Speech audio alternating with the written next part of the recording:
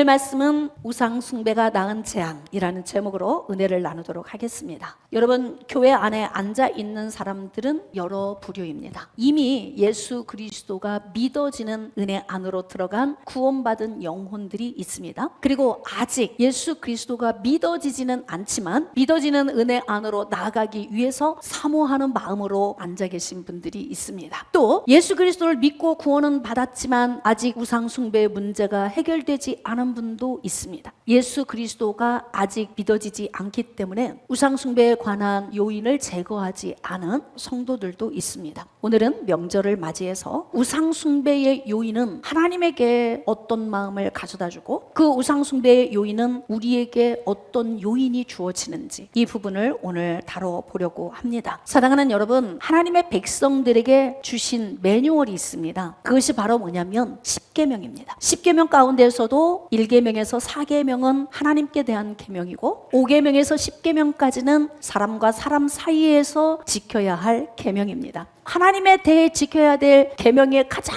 우선순위를 어디에 뒀냐면 너는 나 외에 다른 신을 내게 두지 말지니라. 이것이 하나님의 백성들에게 요구하는 첫 번째 계명입니다. 그리고 두 번째는 하늘에 있는 것이나 땅에 있는 것이나 땅 아래 물속에 있는 어떤 형상도 만들지 말고 그것들에게 절하지 말고 그것들을 섬기지 말라. 이것이 두 번째 계명입니다. 그리고 하나님의 이름을 망령되이 일컫지 말라. 세 번째 계명이고요. 안식일을 거룩히 구분하여 지키라. 네 번째 계명입니다. 이 네 가지 계명을 우리가 잘 지키면 하나님께로부터 오는 형통한 복을 받을 수 있습니다. 그런데 만약에 이 말씀의 기준에서 우리가 벗어난다, 하나님의 관계에 문제가 생긴다, 그러면 재앙을 얻을 수도 있습니다. 그러므로 오늘 기록된 말씀을 통해서 하나님이 주신 기준에 의해 달아보시고 거기에 못 미친 이스라엘 백성들에게 어떤 재앙이 주어졌을까? 그러므로 우리는 우상숭배 요인은 어떻게 제거해야 될까? 함께 고민했으면 좋겠습니다. 예레미야서 1장부터 말씀을 좀 묵상하겠습니다. 11절 이하의 말씀입니다. 여호와의 말씀이 또 내게 임하니라 이르시되 예레미야야 내가 무엇을 보느냐 하시매 내가 대답하되 내가 살구나무 가지를 보나이다. 여호와께서 내게 이르시되 네가 잘 보았도다. 이는 내가 내 말을 지켜 그대로 이루려 함이라 하시니라.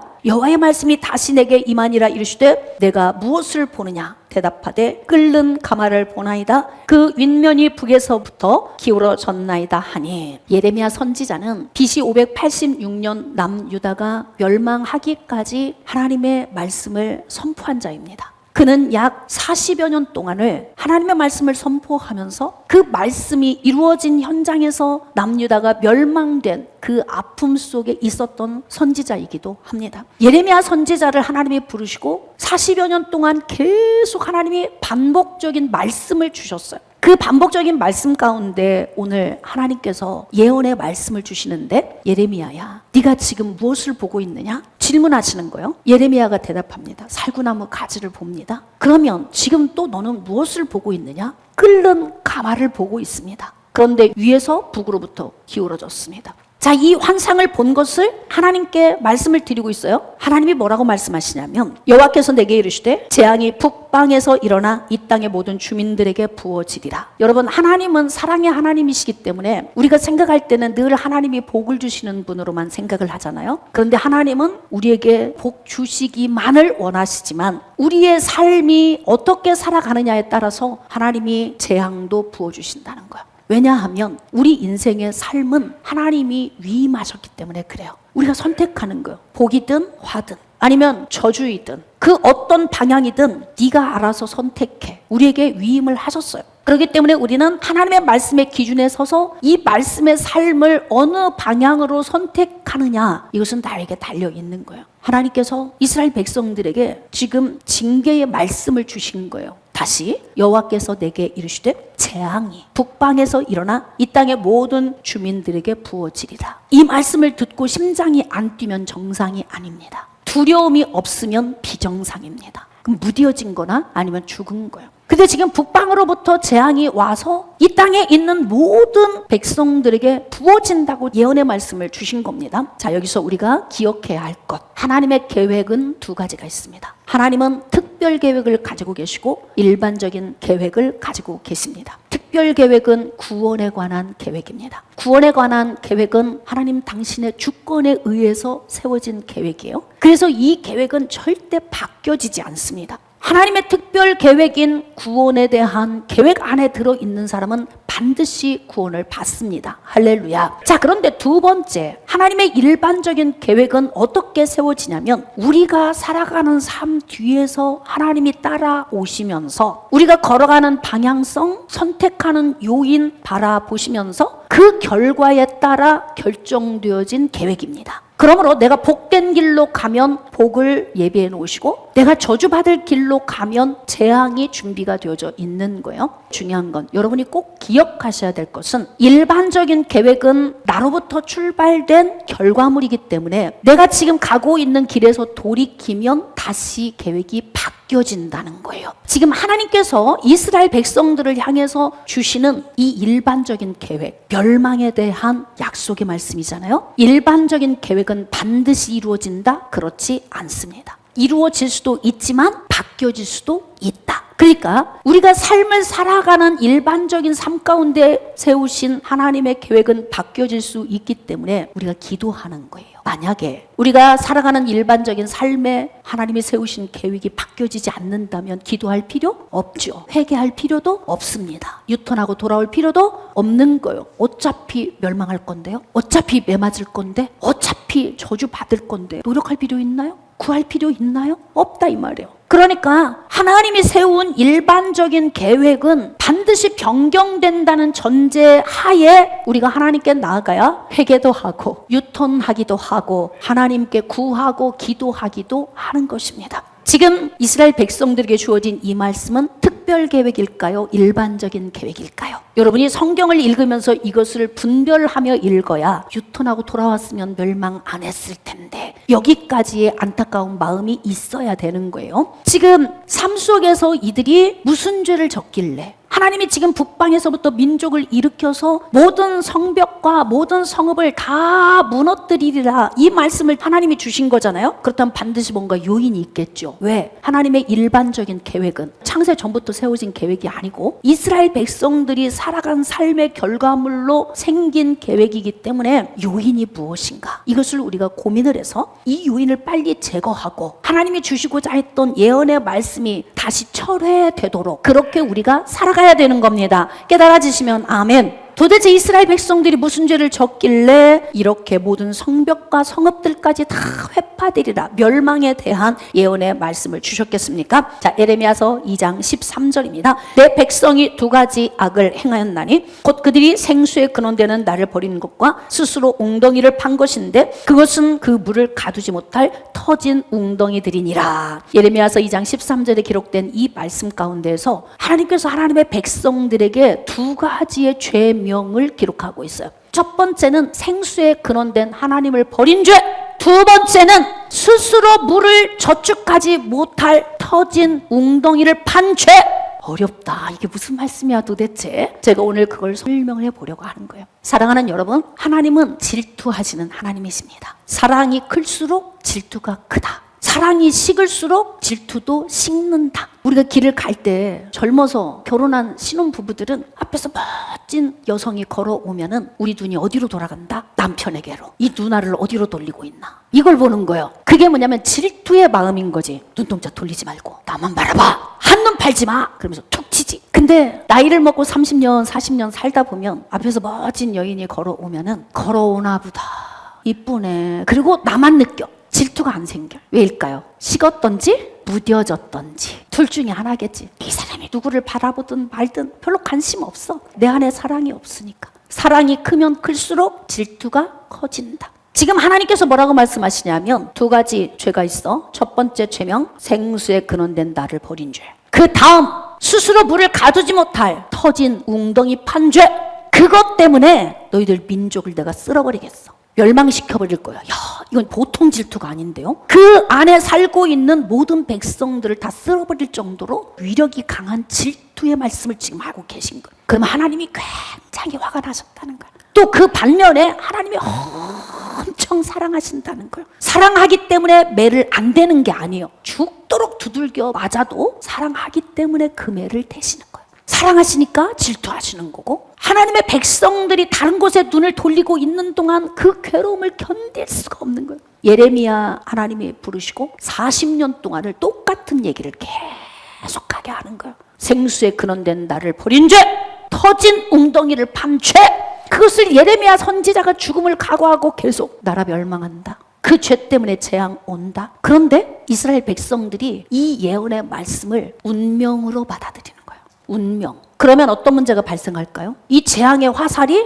나를 관통하고 지나가 버리는 거예요. 제가 아까 특별계획과 일반 계획을 구분해서 여러분에게 제가 설명을 드린 이유는 뭐냐면, 우리가 살아가는 삶 가운데 일어난 대부분의 모든 일은 어디로부터 출발한다? 나의 선택으로부터 출발한다. 하나님이 나의 선택을 지켜보시다가 하나님이 뒤에서 이렇게 바라보시고 따라오시면서 네가 복된 길로 간다, 내가 복을 줄게, 이러실 수도 있지만, 어째 너는 선택하고 가는 길마다 왜 그래? 그러면 그때 이제 재앙이 출발되어지는 거예요. 나의 선택의 출발점에 복과 재앙이 같이 출발하는 거예요. 그러면서 이스라엘 백성들에게 오랜 세월 동안 계속 하나님의 말씀이 선포되는데, 이스라엘 백성들은 이 말씀을 운명으로 받았어요. 마치 다윗이 우리아의 아내 밧세바를 범하고 우리아를 죽게 하고 난 후에 재앙의 말씀을 받았는데, 다윗은 아무 노력도 안 해. 그것이 나의 운명이려니. 그래서 그 가문에 칼이 끊이지 않는 거예요. 다윗이 회개를 했으면 회개에 준한 삶을 살아야 돼요. 근데 하나님 앞에 자기 죄를 회개하기는 했지만 당연히 운명처럼 이 재앙이 오리라 생각을 하고 가정 안에서 전혀 노력하지 않고 사는 모습을 봐요.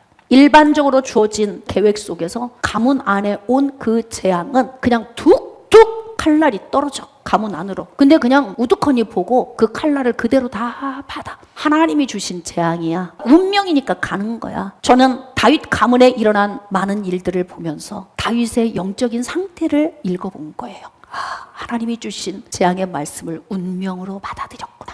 내가 산 삶의 결과물로 온 이 요인은 나의 출발점에서 재앙이 같이 출발해서 왔기 때문에, 가다가 유턴하고 돌아서면, 할렐루야, 가다가 유턴하고 돌아서면, 지금 오늘 이 말씀을 내 말씀으로 오늘 우리가 유턴해야 될 요인이 무엇인지를 알아야 되는 거예요. 내가 인생의 삶을 살면서 잘못된 길로 가다가 온 재앙을 운명처럼 받아들이지 마십시오. 하나님이 예언의 말씀을 주시는 건 우리에게 멸망이라는 징계의 매의 목적이 아니에요. 난 너 사랑한다, 네가 나를 버렸지, 그리고 스스로 터진 웅덩이 팠지, 난 못 견디겠어, 그러므로 너를 멸망시킬 건데 회개하고 돌아올래, 아니면 멸망당할래, 둘 중에 하나 선택. 그리고 계속 선지자를 불러 그의 입술을 통해서 태어나게 하는 거예요. 그런데 하나님의 말씀을 이들이 듣지를 않아. 그리고 그냥 마이 웨이, 그냥. 그러니까 하나님은 애가 타지요. 사랑하는데, 함께 하고 싶은데 저들이 생수에 근원되는 하나님을 버렸다고 하잖아요. 그러므로 이 두 가지 죄로 말미암아 이스라엘 백성들에게 온 재앙의 결과물. 사랑하는 여러분, 이 두 가지 죄악 가운데에서 첫 번째, 생수에 근원된 하나님을 버린 죄, 이것이 하나님의 백성들이 살아가는 삶 가운데서 지은 죄 중에 가장 무거운 죄입니다. 생수에 근원된 하나님을 버린 죄. 그럼 오늘 교회에 와서 앉아있기 때문에 나는 하나님 버리지 않았어, 난 지금 예배 드리고 있잖아, 이렇게 생각할 수도 있어요. 하나님은 속지 않으십니다. 우리의 중심을 다 보시기 때문에 그래요. 오늘 이 예배가 뜨겁습니까? 오늘 이 예배가 무료합니까? 혹시 오늘 이 예배가 습관처럼 아무 느낌 없이 그냥 앉아 계시지는 않습니까? 하나님은 지금 우리의 중심을 달아보고 계신 거예요. 그러니까 우리의 마음을 보시는 하나님에게 어떻게 해야 되느냐? 발견돼야 하기 때문에 찬양도 뜨겁게 하라는 거예요. 우리 몸은 악기예요. 하나님께 영광 돌리는, 때로는 너희 만민들아 손바닥을 치고 즐거운 소리로 하나님께 외칠지어다. 우리가 살면서 환호성을 지를 때 많잖아요. 지금 동계 올림픽 하고 있죠. 메달을 따면 얼마나 기쁜지 몰라. 환호를 막 외치면서 발짝발짝 뛰고 난리가 나지. 옆에 사람이 있으면 둘이 막 껴안고. 2002년 월드컵 때였나요? 4강 진출? 그때 그냥 좋아가지고 전부 다 베란다에 와서 환호성 다 지르고 동네가 막 시끌벅적했잖아요. 제가 그 일이 있고 난 후에 얼마나 하나님께 회개했는지 몰라요. 왜냐하면 나도 환호성을 질렀거든. 근데 기도하는데 제 마음속에서 이런 생각이 들어요. 너는 나를 향해 그런 환호 질러봤어? 하나님이 나한테 질문을 하시는 거예요. 그렇게 좋아서 빙글빙글 돌아봤어? 우리는 공 하나에 미쳐서 온 국민들이 전부 다 환호를 지르고 난리를 쳤는데 하나님이 오늘 머리에서 발끝까지 혈액순환 시켜주시고 보게 하시고 듣게 하시고 말하게 하시고 만지게 하시고 소화흡수 시켜주시면서 오늘도 우리 가운데서 최고의 능력과 기적을 나타내시는 하나님 앞에 박수치고 찬양합시다. 그런데 안 쳐. 손들고 찬양합시다. 그런데 안 들어. 우리 하나님께 힘찬 박수로 영광 돌립시다. 그런데 안 쳐. 하나님이 뭐라고 말씀하세요? 내가 공 하나만 못하냐? 내가 금메달 딴 사람 그 사람만 못하냐? 하나님이 질투 나실까 안 나실까? 아니 우리는 길을 가다가 저 이쁜 사람이 오면 그쪽에 눈길만 줘도 못 견디게 괴로운데 하나님의 사랑이 얼마나 크시면 당신 품에 있는 아들을 보내셔서 이 땅에 와서 죄인들을 구출하게 하시려고 십자가 위에 매달아 죽게 하셨어요. 그리고 그 위에서 흘리신 피로 그 피를 믿는 자들에게 구원을 주신 하나님의 능력. 할렐루야. 그러니까 하나님의 질투는 클 수밖에 없고요. 질투가 클수록 재앙이 커진다. 깨달아지시면 아멘. 그러니까 이스라엘 백성들이 생수의 근원된 하나님을 버렸다는 거예요. 애굽에서 종살이 하던 그들을 이끌어 가나안 땅으로 오게 했어요. 가나안 땅에 들어가거든 하나님이 신신당부하셨어요. 혼합하지 마라. 절대 가서 이방인들과 결혼도 시키지 말고 그들의 모든 영적인 것도 혼합하지 말아라. 오직 너희들은 말씀의 기준에 두고 그 말씀 안에서만 살아라. 신신당부했어요. 하나님의 말씀이 하루 이틀 3일 4일 지나 희미해져. 요단강을 가르게 하셨지, 홍해를 건너게 하셨지, 만나와 메추라기 주셨죠, 반석에서 물을 내셨지. 희미해져 가는 거예요. 그리고 내 눈앞에 보여지는 이방인들의 삶이 보여지면서 점점 그 속으로 녹아져 들어가기 시작하는 거예요. 하나님은 생수의 근원입니다. 여러분, 하나님이 우리 안에 오실 때 성령의 능력으로 오시면 우리 안에서 생수가 막 흘러넘쳐. 예수님 만나면 내가 바뀌어요. 세상은 아무것도 바뀐 게 없어. 1000년 전이나 2000년 전이나 현재를 살고 있는 지금이나 죄악 많은 세상에서 살고 있는 사람도 똑같고 모든 게 똑같아. 문화가 좀 발달했을 뿐이에요.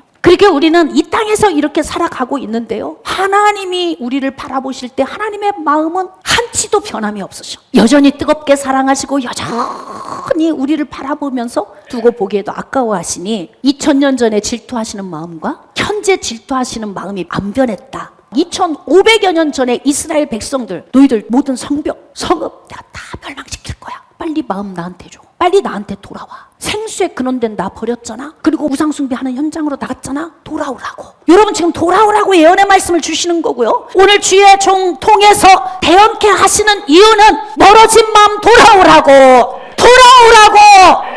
마음이 고난 사람들을 돌아오라고. 그래서 지금 동일하게 성경에 기록된 말씀을 오늘 제가 예레미야처럼 대언하고 있는 거예요. 지금 돌아오면 됩니다. 할렐루야.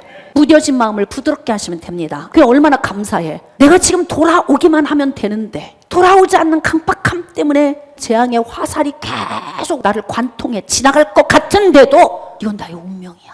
운명. 여러분, 하나님이 예언의 말씀을 주시는 건 회개할 수 있는 기회를 주시는 거야. 우리에게 기회를 주심을 믿으시면 아멘. 오늘도 주의 종을 통해 예언의 말씀을 대언하게 하시는 이유는 회개하고 돌아오라는 기회입니다. 깨달아지시면 아멘. 사랑하는 여러분, 오늘 하나님이 이 자리에서 당신의 사랑을 확인시켜 주시는 거예요. 야, 하나님의 질투가 크신 건 사랑이 크신 거야. 그만큼 하나님은 하나님의 백성들을 사랑하신다는 증거입니다. 그러므로 이 말씀은 두려워해야 될 말씀이 아니고 감사해야 할 말씀이다. 지금 멸망에 대해 주시는 이 말씀, 자, 이스라엘 백성들이 돌아오겠습니까? 지금 재앙에 대한 예언은 스스로 본인들이 이 재앙을 초래했다. 성경은 그렇게 말씀하고 있어요. 예레미야서 2장 14절 이하의 말씀, 이스라엘이 종이냐? 씨종이냐? 이 말씀이 여러분 심장에 파고들어야 돼. 너희들이 마귀의 종이냐? 너희들이 마귀의 씨종이냐? 이 말씀이 어떻게 들리십니까? 왜 너희들은 내 백성인데 왜 종처럼 사느냐? 왜 마귀의 종이 되었느냐? 지금 이렇게 탄식하시는 말씀이에요. 어찌하여 포로가 되었느냐? 다시 말하면 BC 586년에 바벨론을 통해 멸망당하게 되는 남유다 백성들에 대한 이미 주어진 말씀. 그러면 이 말씀을 통해 우리가 지금 종처럼 살고 있구나. 그래서 하나님이 화가 나셔가지고 포로가 되게 하신대. 우리 빨리 돌아가자. 얼른 여호와께로 돌아가자. 내 백성이여 돌아오라. 돌아오려거든 내게로 돌아오라. 할렐루야. 돌아간다고 유턴해놓고 눈이 사시야. 다른 데를 쳐다보고 있어. 하나님이 아실까요? 모르실까요? 정확하게 아시지. 너는 유턴은 했는데 네 눈이 어디를 보고 있느냐 지금. 하나님은 알고 계신단 말이에요. 우리의 시선을 하나님께 두고. 할렐루야. 근데 이스라엘 백성들은 너희가 종이냐 시종이냐 어찌해서 포로가 됐느냐 이렇게 앞으로 포로가 되어질 말씀을 미리 보여주는데 이것을 본다 못 본다 못 본다. 맹인된 자들인 거예요. 이 말씀을 보지를 못하는 거예요. 이 말씀을 내 삶에 적용하지 못하면 이 말씀은 무용지물이에요. 그냥 가는 거예요. 운명이지 뭐. 하나님이 멸망시키신다고 당연히 오는 거야. 그러니까 그냥 사는 거지 뭐. 어차피 멸망인데 왜 기도해? 어차피 멸망인데 왜 하나님께 유턴하고 돌아가야 돼? 어차피 멸망이라면 세상에서 더 좀 재밌게 살다 가야지. 이게 하나님이 주신 예언의 말씀을 운명으로 받아들인 자들의 결과물인 거예요. 대부분 우리가 인생을 사는 모든 것은 하나님의 일반적인 계획 속에서 내가 움직여지는 거예요. 그러므로 항상 어떤 상황이든 이 상황을 반전시킬 수 있는 요인이 누구에게 있다? 나에게 있다. 왜? 이 문제의 요인이 나니까. 이 문제를 회복시키는 요인도 내 안에 있다. 그러므로 우리는 인생의 삶에서 유턴하고 돌아갈 뿐만이 아니라 시선을 하나님께 두고 가는 것 너무 중요하지. 내 하나님 여호와가 너를 길로 인도할 때에 네가 그를 떠남으로 이를 자취함이 아니냐. 내 삶에 온 재앙의 결과물은 스스로 초래한 것이다. 죄송합니다. 이 말씀이 좀 아플 수 있겠습니다. 하나님이 안 도와주신 거죠. 하나님이 복을 안 주셔서 그런 거예요. 내가 되는 일이 없잖아요. 이렇게 말하고 싶을 거예요. 그럼 이 시간 하나님의 음성 듣기 시작. 네가 잘못 살아서 내가 재앙을 준 거지. 네 선택에 문제가 있었기 때문에 내가 매를 댄 거야. 그러면 출발점에 누가 있었던 거예요? 나잖아요. 요인은 나예요. 나. 원망과 불평을 일삼고 내가 인생의 삶에서 부정적이고 늘 아픔을 이야기하지만 잘 생각해 보십시오. 누구로부터 출발했나? 누구라고 탓하고 싶겠지만 성경적 영적 원리는 지금의 결과물의 모든 출발점은 나로부터 시작돼요. 제 얘기가 아니고 오늘 성경 말씀이 네가 하나님을 떠남으로 인해서 스스로 초래한 것이 아니냐. 그러니까 남유다의 멸망이라고 하는 이 요인은 이스라엘 백성들이 생수에 근원된 하나님을 버린 것 때문에 하나님이 주신 거예요. 그러니까 여러분들이 내가 하나님을 버린 것을 잊고 지금 온 재앙만 생각하면 그냥 원만 막 나오지. 하나님 뭡니까 도대체? 내 인생은 왜 이렇게 되는 일이 없어요? 내 인생은 왜 그런 겁니까? 이렇게 생각하는 사람은 신앙의 초보예요. 밤새 싸우고 해답을 못 내는 부분은 인생의 초보예요. 싸움 딱 시작할 때 우리가 이 문제 때문에 싸우고 있으니 이 문제에서 돌이킵시다. 그러면 간단히 해결될 것을 밤새 싸우면서 길 지나가는 사람 다 불러다 놓고 얘기해봐. 누가 옳은지. 그렇게 얘기하잖아. 당신은 다 잘못됐고 내가 다 옳다는 거야. 근본에서부터 문제를 보지 못하니까 밤새 싸워도 해답이 없어. 해결점을 찾지 못하고 그것이 하루, 1년, 10년, 20년 가다가 질투의 마음도 없어질 정도로 이쁜 사람을 쳐다보든 말든 그렇게 그냥 살라고 그래. 남남이 돼버린 거지. 여러분 지금 우리가 하나님께 대해 대면대면한 마음 하나님이 복 주시든지 말든지 그래 운명이지 뭘 내 팔자고. 이스라엘 백성들이 운명으로 생각하고 가는 거예요. 유턴하고 돌아오려고 생각을 안 해요. 왜? 본인들 안에 이 요인이 있다는 걸 몰라. 하나님이 재앙 주신대? 멸망한대? 북이스라엘 BC 722년에 아수르 통해서 멸망된 것처럼 우리도 그냥 멸망되는구나. 그러니까 그냥 가는 거예요. 여러분 유턴합시다. 하나님이 주시는 예언의 말씀은 회개의 기회를 주시는 거예요. 깨달아지시면 아멘. 그러므로 첫 번째 생수에 근원된 하나님을 버린 것, 그 죄가 하나님이 가장 싫어하는 죄이기 때문에, 그렇기 때문에 우리는 어떻게 해야 되느냐? 우리 마음에서 하나님을 향해 심장이 뜨거워지도록 내 마음의 생각을 쳐서 복종시켜야 돼요. 여러분 미움도 자꾸 미운 생각하면 밉지. 다시는 보기 싫죠. 근데 마음에서 용서하고 좋았던 때를 생각하면 내 안에서 긍휼이 생기고 그리움이 생기고 사랑의 마음이 생기면서 회복되잖아요. 그러니까 내 마음 자세를 내가 가져야 돼. 왜? 네가 스스로 자초했잖아. 그러니까 네 스스로 네가 유턴해서 돌아오고 네 마음을 네가 돌려야 내가 네 안에서 움직인다고. 깨달아지십니까? 그러므로 사랑하는 여러분, 인생의 삶을 살 때 하나님 제일 중심의 삶을 사십시오. 예수님 이 땅에 보내셔서 나를 위해 죽기까지 내어주셨잖아요. 내가 누구이기에? 도대체 내가 무엇이기에? 하나님이 당신 품속에 있는 독생자 예수 그리스도를 나에게 주셨나?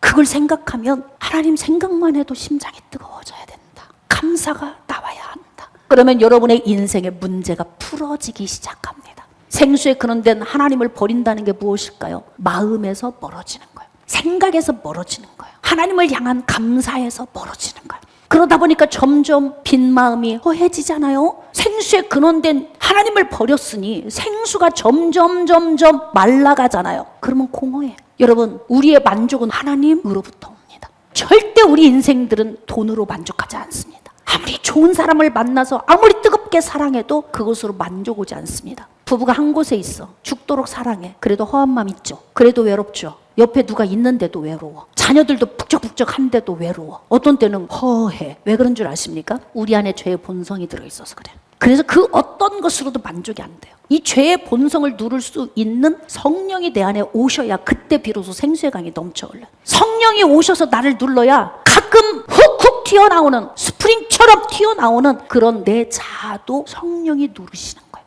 그러니까 우리의 마음을 하나님께로 고정시키고 하나님을 사랑하는 뜨거운 마음을 내 안에서 자꾸 만들어내야 돼요.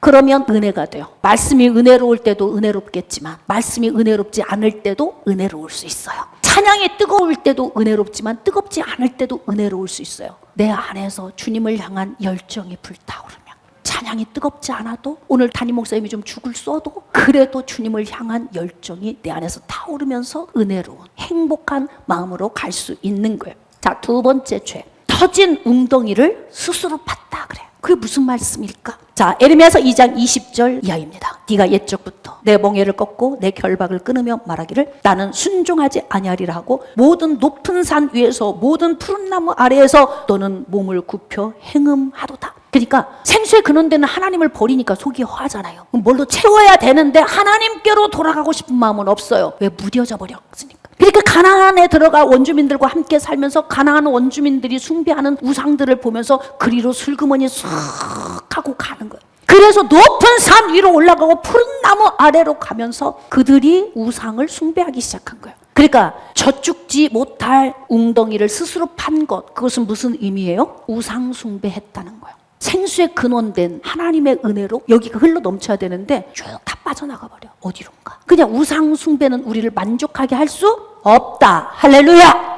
우상 숭배는 우리를 행복하게 할 수 없다. 우상 숭배는 우리의 삶에 강건함을 줄 수 없다. 왜? 우상은 세상에 아무것도 아니기 때문에. 높은 산 위에 올라가 바위 앞에서 때로는 푸른 나무 아래에서 우상 숭배하면서 아무리 웅덩이를 파도 채워도 비네. 뭘까 봤더니 터진 웅덩이를. 우리 스스로 판 웅덩이는 터진 웅덩이입니다. 하나님이 우리에게 웅덩이가 되어주셔야 돼. 그래야 비로소 그때 생수가 내 안에 저축이 되어지는 거야. 저축되어진 생수가 내 안에서 흘러 넘쳐. 생수의 강이 내게서 흐르네.